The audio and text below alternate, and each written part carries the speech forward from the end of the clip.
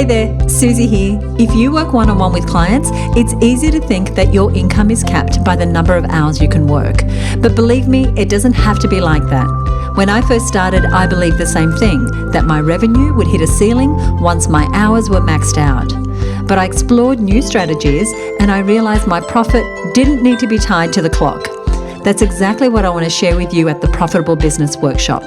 I'll show you how to grow your business and your income with the products and services that will help you get your money goals, and how to help more clients without burning out or feeling like your income is capped by time.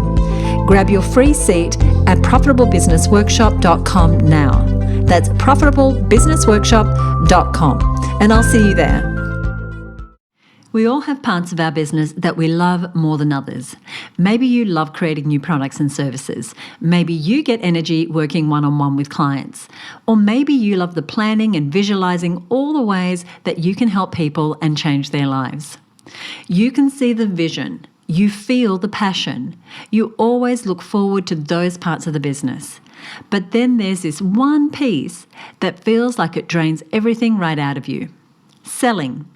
Maybe you're like me.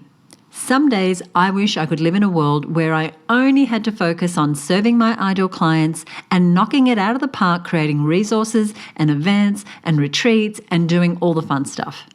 But in order to have that, selling is necessary. It's one of the topics that I see women business owners dreading because we sometimes have mindset blocks that can really slow down the sales process. Today, we are getting over those blocks and we are talking about how to overcome them and actually start enjoying the sales part of your business. I'm excited for this episode, so if you're ready to dive on in, let's go.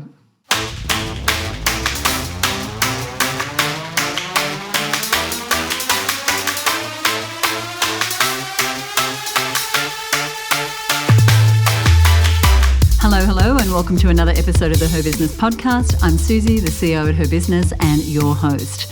Now, I want to start this episode by saying that selling has always been a little bit awkward for me. It's been uncomfortable. Now, who likes the idea of asking someone for money or putting a price on your work or saying, "Here, buy my thing"? No one likes that. Well, some people do, but I don't, and I know a lot of women who don't. And for the longest time, I just avoided sales completely. I thought that if I just gave and gave and gave great value, people would naturally see how great the product or service was, and then they would just buy, like magic, without me ever needing to ask. Now, I think if I'm showing up with my all, giving great content, they'll make that connection themselves. They'll see how great it would be to buy from me or to work with me. They'll approach me, credit card in hand. But guess what? That's not how it works. Eventually, I realized that I was avoiding the most important part, and that was actually making the offer. And deep down, I know why I avoided it. I didn't want to be pushy. I didn't want to feel like I was bothering people. I didn't want to face that ugly, ugly word, no. And so I learned the hard way that when you don't make an offer, you're blocking potential clients from getting the help that they need, and you're putting a big ding in your bank account. And that does everyone a disservice. So I had to teach myself to sell. I had to train myself to sell. Now, how did I do that? I studied other people, I took courses and I read books, I watched what worked and what didn't, I paid attention, asked questions, I got support, and I kept practicing until it felt more natural. And the more I did that, the more I earned the value of what I was bringing to the table. Because I saw the results that women were getting. Because when I made my offer, I saw women loving their businesses again, growing their bank accounts, feeling confident in their marketing, making an impact and getting results because they had invested in something that I was offering. I wouldn't have seen those incredible things and wouldn't continue to see those things today without first getting comfortable with selling. Now, sales is not something that comes naturally to many of us. I get that. But it is something that we can learn. And when you actually nail it, you realize that it comes down to three things. Number one, attracting the right people into your world. Number two, converting them by asking clearly and confidently for the sale. And number three, keeping them by helping them get and continue to get results. Now, that bit, helping them continue to get results, is why we have members who've been with us for 5, 10, 15, and even 20 years inside of Her Business. Now, we have lots of podcast episodes on attracting new clients. We definitely want you to check those out. We have plenty on the keeping side of things. But today we're going to be talking specifically about converting and how you can overcome specific mind blocks that might be preventing you from converting your prospects into ideal clients. So let's get to the first one. Mindset block number one is not wanting to be pushy. I have worked with women business owners for literally decades. I have been a business owner for decades. So I can say that one of the biggest mindset blocks with selling that comes up again and again is this idea of I don't want to be pushy. It's probably the most common one that I hear, because when we think of sales, I think that we get that outdated used car salesman picture in our head.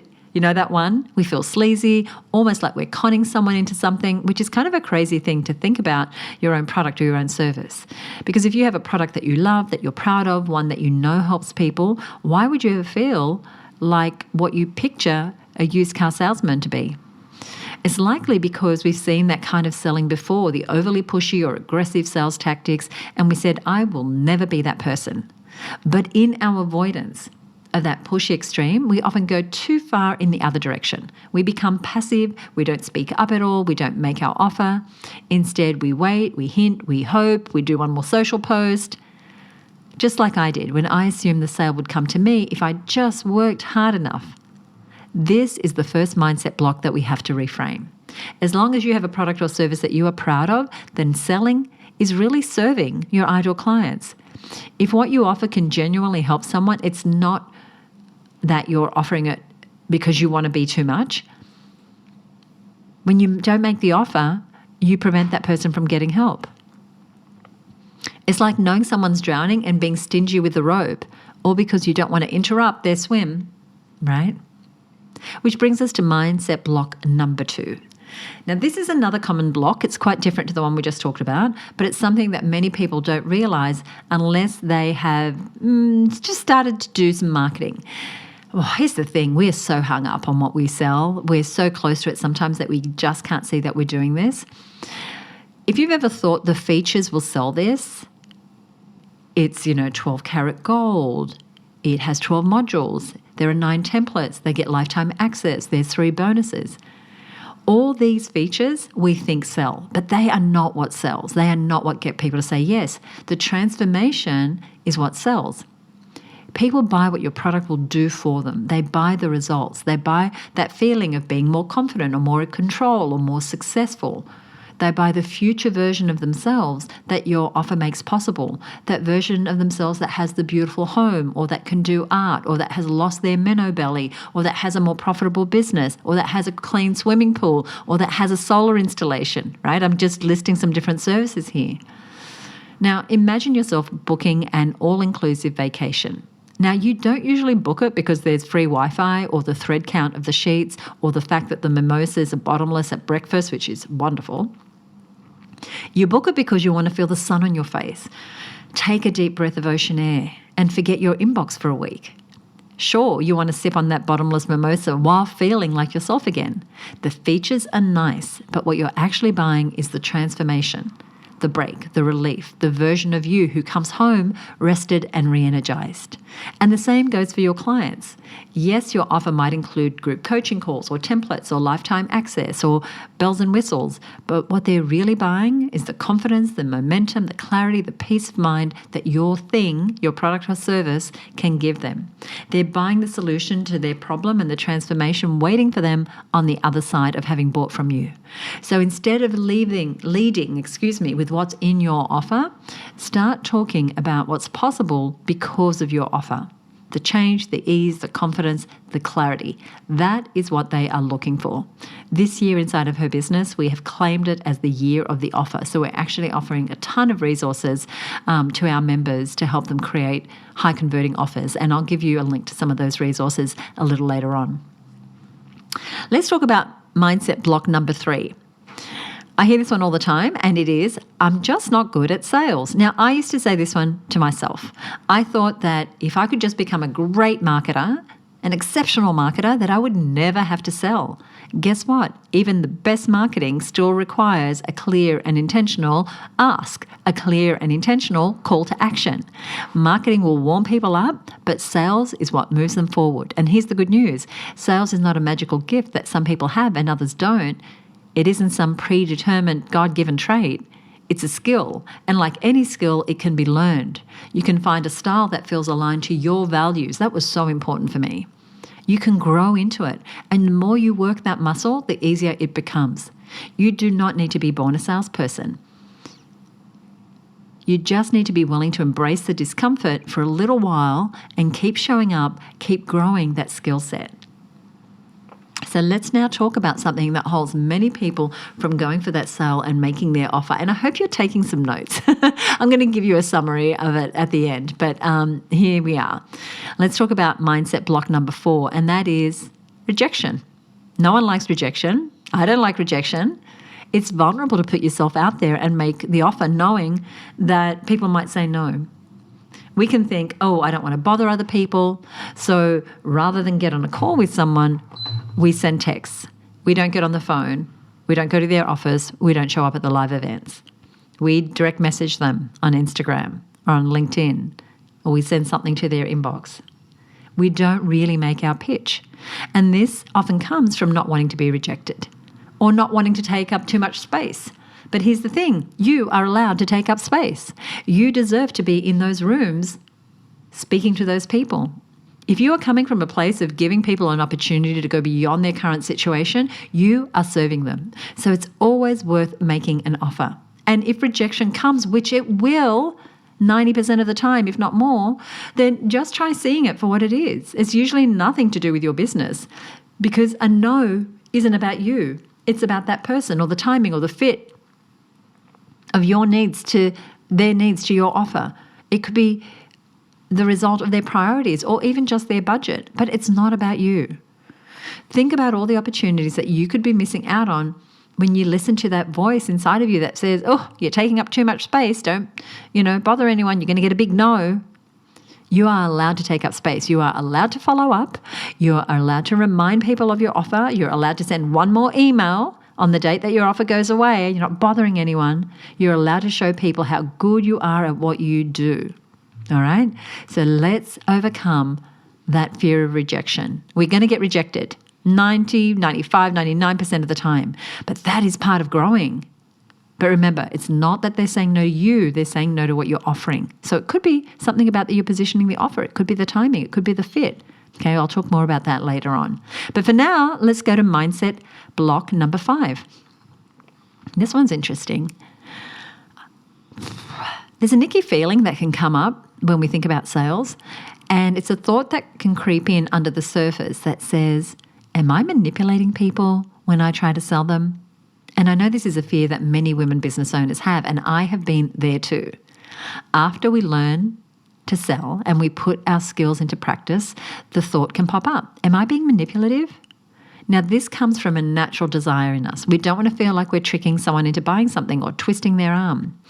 It's a mindset block that I really encourage you to look into. Why does this thought even come up?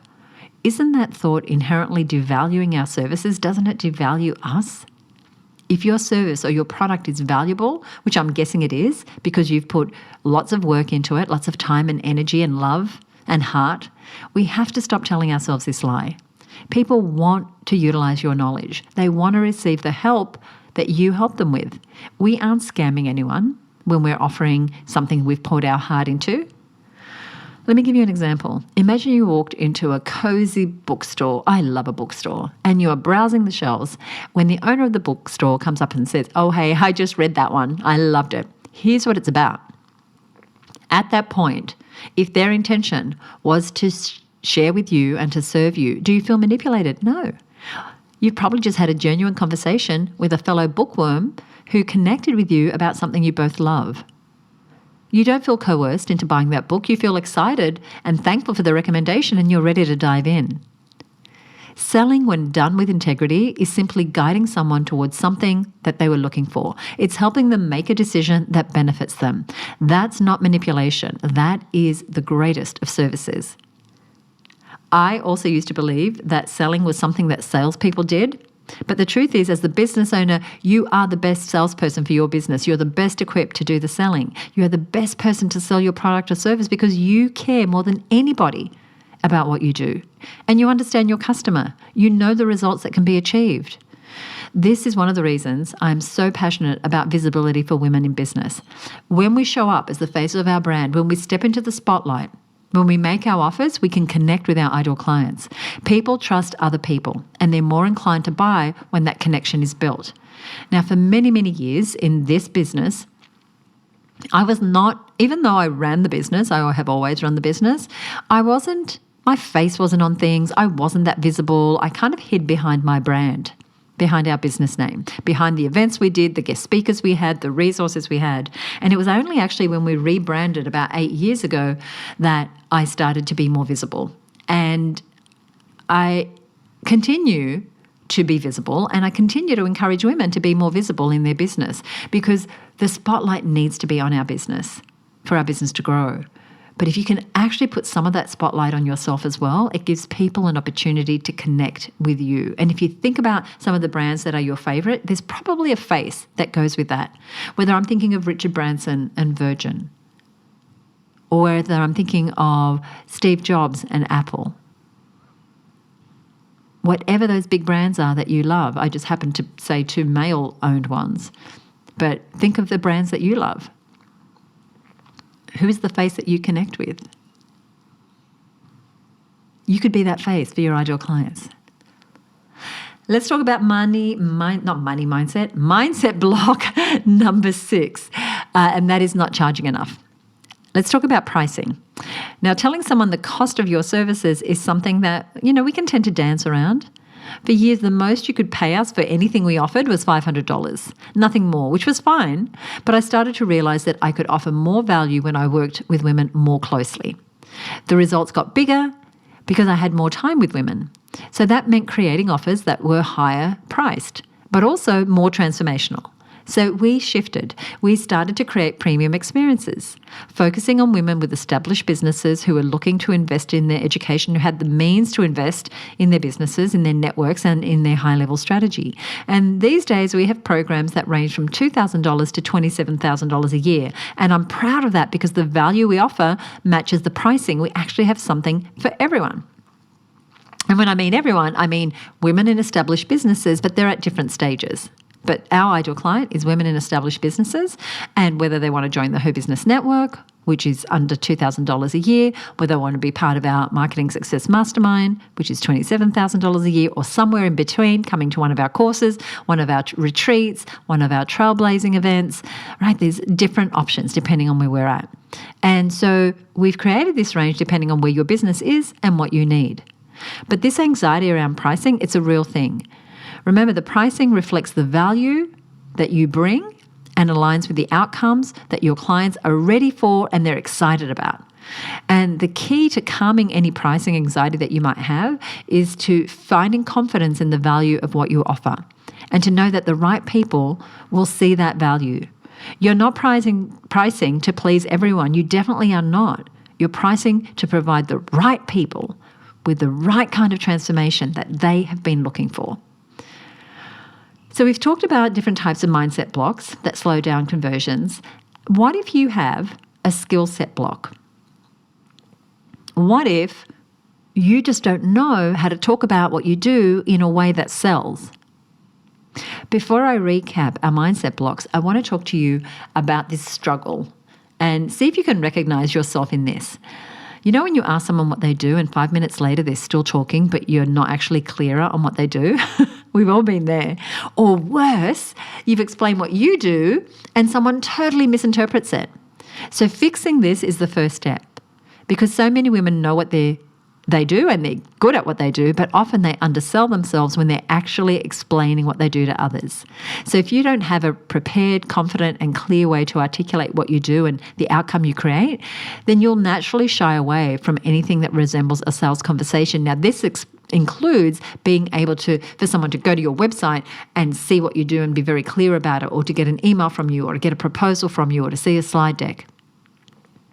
Inside of Her Business, we created a proprietary formula called the connection statement. It's a 4-part formula that helps you clearly communicate what you do and how you help others. Now, it's called a connection statement because if you can't communicate your value clearly and easily and quickly, you lose the connection before it's even begun. And that is a recipe for missed opportunity and a whole lot of frustration, not to mention an increased belief that you are bad at sales, which is not true. So in the show notes for this episode, I've included a free resource, and it's our connection statement template that you can use right now. There's no cost. Simply download it and start using it. And it's one of the tools that we use inside of the Her Business Network. I highly, highly recommend it to you if you're a woman business owner and you have any of the mindset blocks that we've talked about today. Again, that is in the show notes, and I'll tell you where to find that. And if you want an episode that's all about how to actually create an offer that sells, I'm going to point you to one of our most popular Content Sells episodes, which I will put in the show notes below.